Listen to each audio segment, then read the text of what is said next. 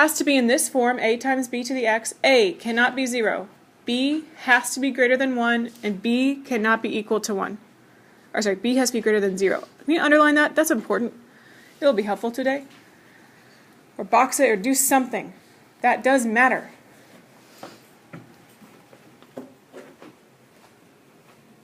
Okay, we're going to explain the parts of this. This is the general form of the equation.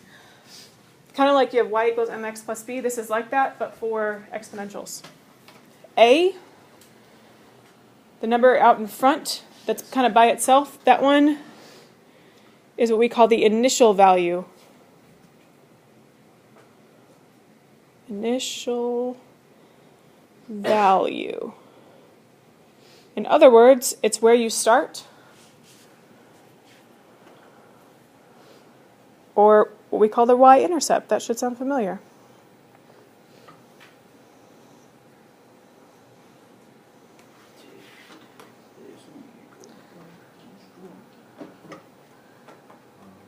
So this function also has a y-intercept, just like linears did. And then b, that number that's with the x, kind of like the slope is with the x, this is called the common ratio. New vocabulary term for you. And it simply is what you're multiplying by.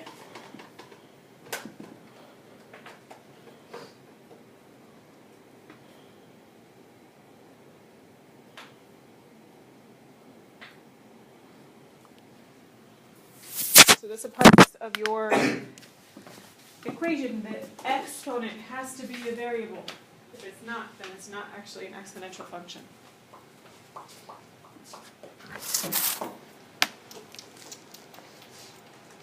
Okay.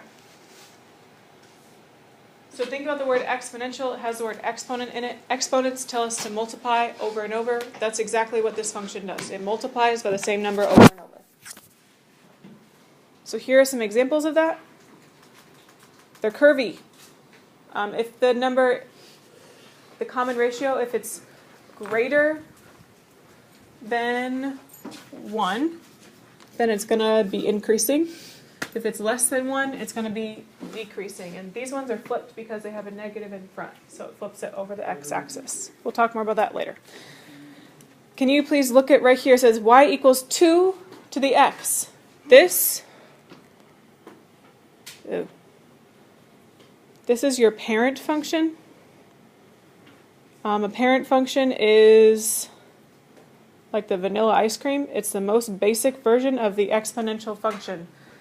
Everything else kind of changes based off that. So when we compare, like how did it change, we're comparing it to that one, y equals 2 to the x.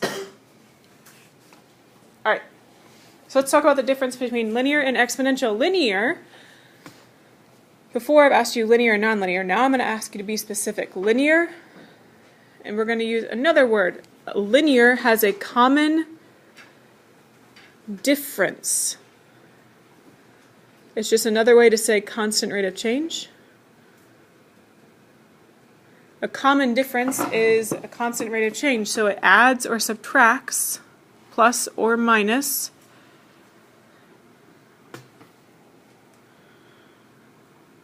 by a constant amount.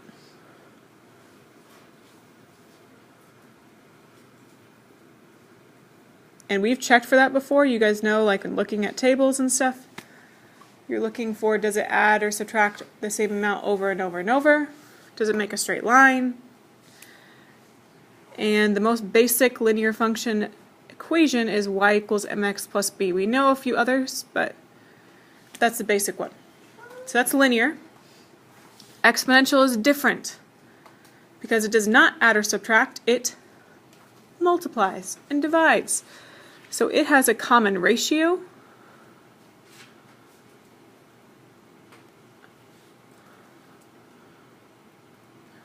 Because it's multiplying or dividing by a constant amount.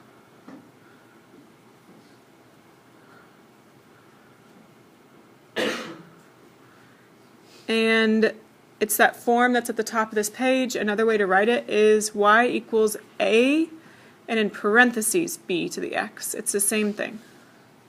A times b to the x. A is where it starts, b is what it multiplies by, over and over.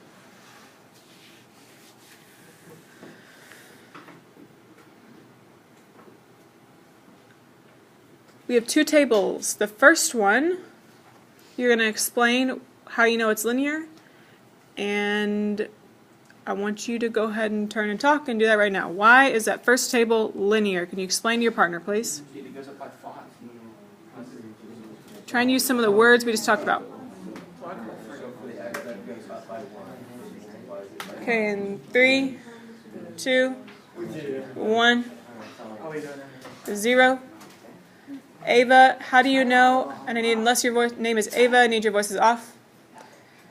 Ava, how do we know it's linear?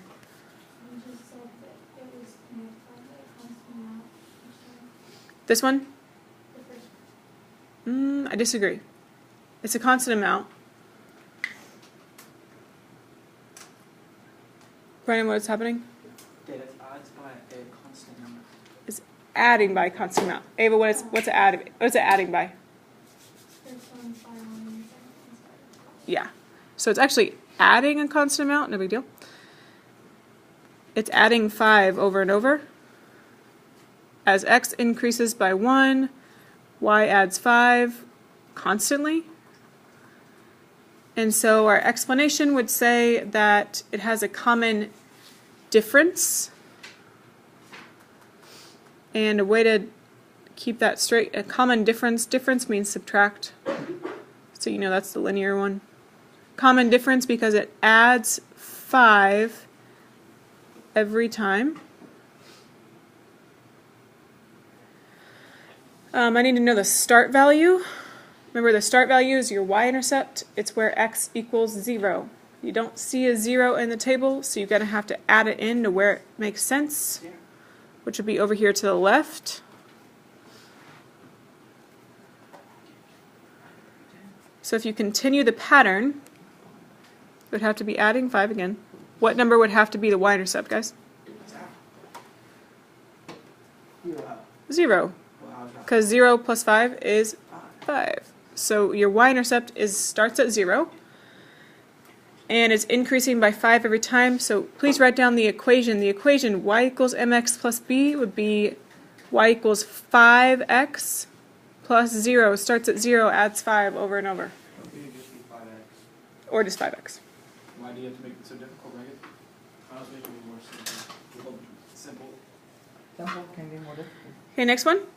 Can you please turn and talk and explain to your partner why is that one exponential? And if you don't know what the word exponential means, look at what you just wrote right above that.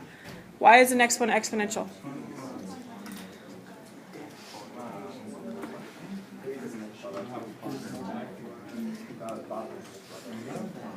Okay, 3, 2, 1, 0. Aaron, why is that one exponential?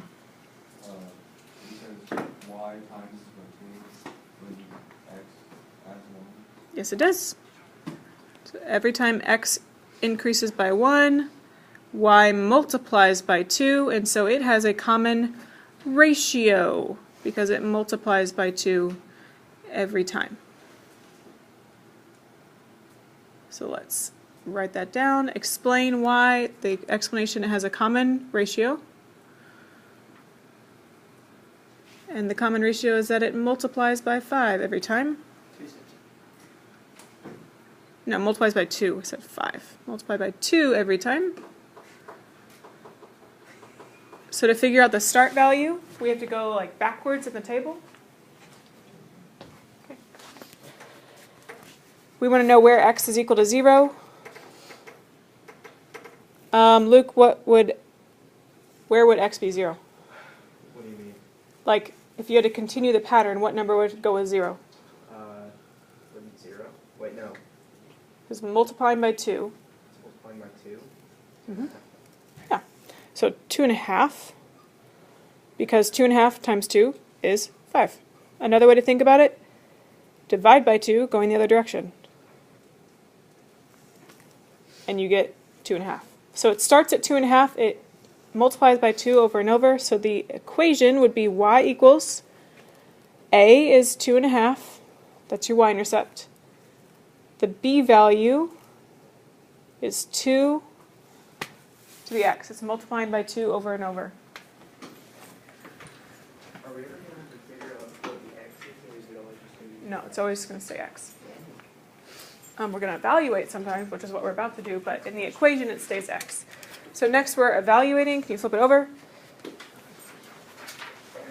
So you're going to use an equation and plug in some stuff for x and figure out what is y equal to. So it says x equals 3, evaluate. Evaluate means to actually find the answer. So if x equals 3, you take 3 and you put it where the x is.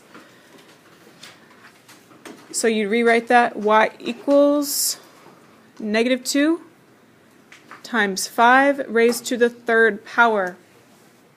Okay, please remember, or make a note to yourself, that order of operations, PEMDAS, says you have to do exponents before you do multiplication.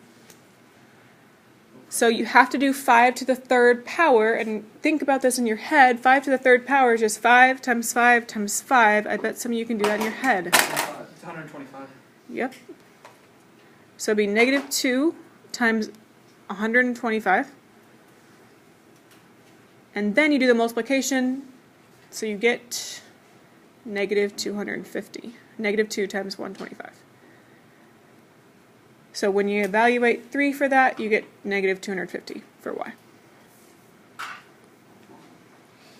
Okay, one more. Like that.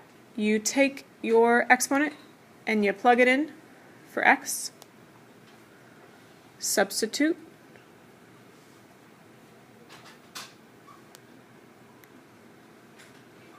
You can also do the exponent part in your calculator, which is what I'd recommend for this one. -0.5, raise it to the -2 power.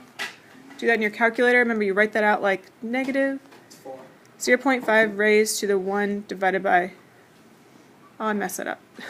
Raise that to -2. That's how you type it in.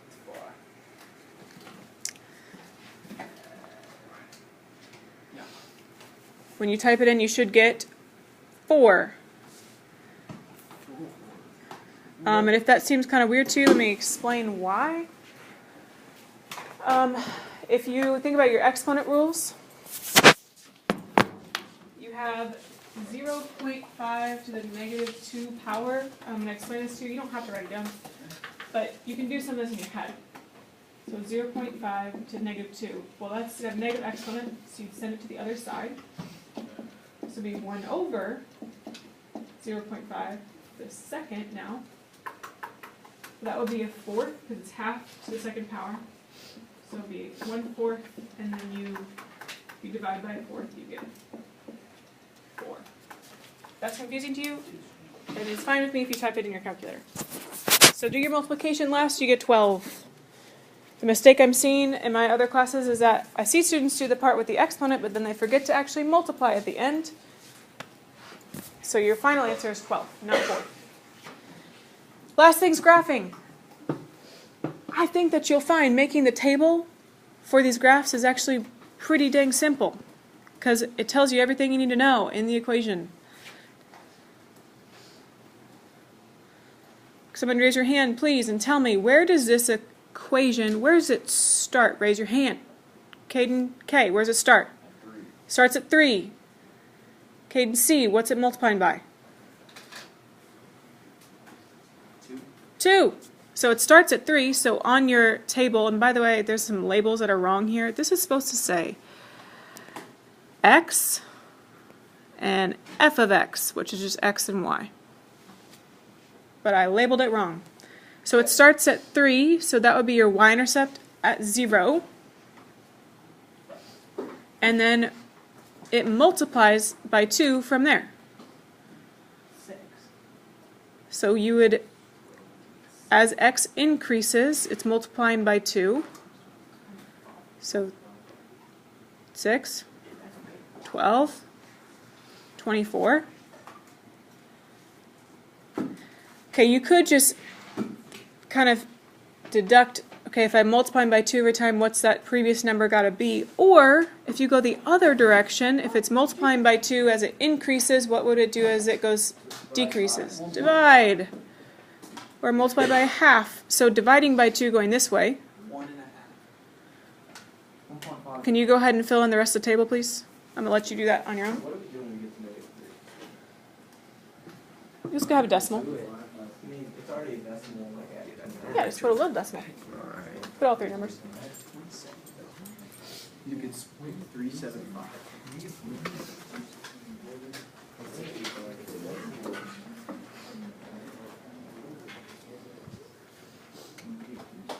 You should have 0.75, or sorry, 1.5, then 0.75, then 0.375. It's okay to go ahead and write that in. Okay, let's finish up our graph. When you're graphing exponentials,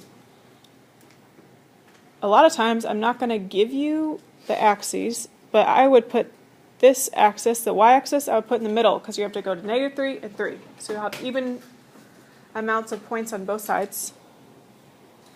The y-axis we're going to put down real low because you got to go all the way up to 24 and everything's positive. There's no negative numbers here. You don't need anything negative. So we're going to keep it there because we're going to label it, but it's going to go down really far. X-axis is going to go by ones, so I'm not going to label that. But the y-axis, guys, how high up do our y values have to go? 24. And if you graphed it like I did, you have 12 squares, so go by 2s. I need you to label it. Since it's not going by 1s, you have to mark it. So I'm going to go by 2s. 2, 4, 6, 8, I forgot 0. And so on. Can you please mark it, scale your graph? It won't always work out this nicely. Sometimes you'll just have to mess around with it until you can fit the highest number on the graph. And X is going by ones. If you want to label it, you can. I would say you don't really have to.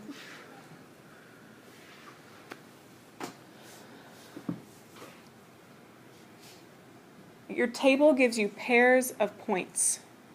So the first one that I'm going to graph is 3 and 24. So go to 3, go up to 24. It's all the way up here. The next one in your table is what, 2, 12. Then 1, 6, because it's dividing by 2 going this direction. 0, 3, which would be between 2 and 4. And now, as you're going left, so it's -1 and 1.5. Think about where that would be between 0 and 2. -2 is at 0.75, so it's going to be even closer to the x-axis. And 0.375 is going to be pretty dang close, but don't let it touch 0. Because it's not a 0, it's 0.375.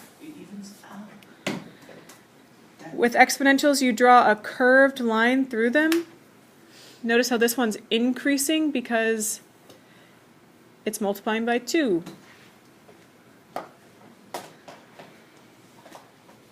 What you don't want to do, you don't want to have it touch 0, because if you divide by 2 over and over going to the left, it's never actually going to hit 0. The number is going to get super small, but it'll never touch. What if it gets like to the point where It'll never touch. Promise. it has to? No, it won't. It'll never. You can't divide by 2 and get 0. Unless you have 0. Okay. We're going to answer these last 3 questions. Number 1, what's the domain? Domain goes from left to right.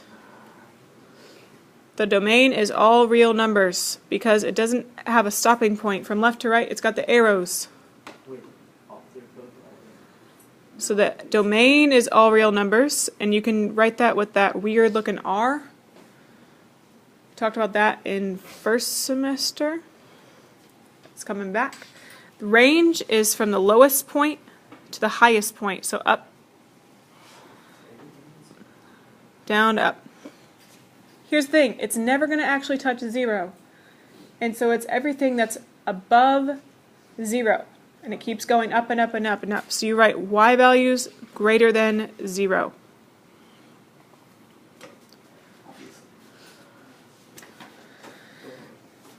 Last thing, how does this compare to the parent function? The parent function, as we pointed out, is this one, y equals 2 to the x.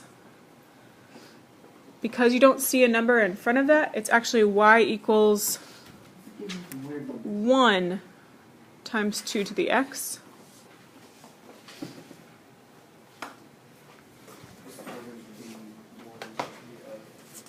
How do we summarize this? So how does this graph, y equals 3 times 2 to the x, how does that one compare to the parent function that's vanilla ice cream? Well, What's the difference between this one and the one that you just did? there's a 3 missing. There's a 3. So this one, the one we just did, starts at 3 and not 1, which is where it normally starts.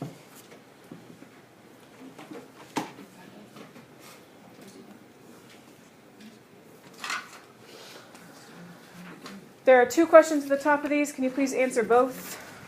In complete sentences. In complete sentences, do not start with by. You start with what? By.